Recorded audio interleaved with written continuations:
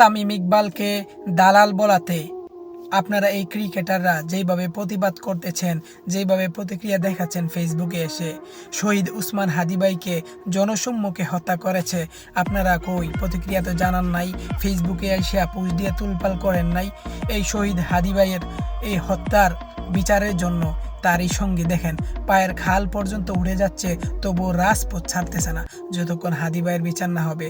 আপনারা বউমার্কা বাংলাদেশের ক্রিকেটাররা যখন মুস্তাফিজুর রহমানকে ইন্ডিয়া আইপিএল থেকে বাদ দিয়ে দিল, তখনও তো আপনারা কোনো প্রতিক্রিয়া জানেন নাই, ফেসবুকে পোস্ট করে তুলপাল করেন নাই।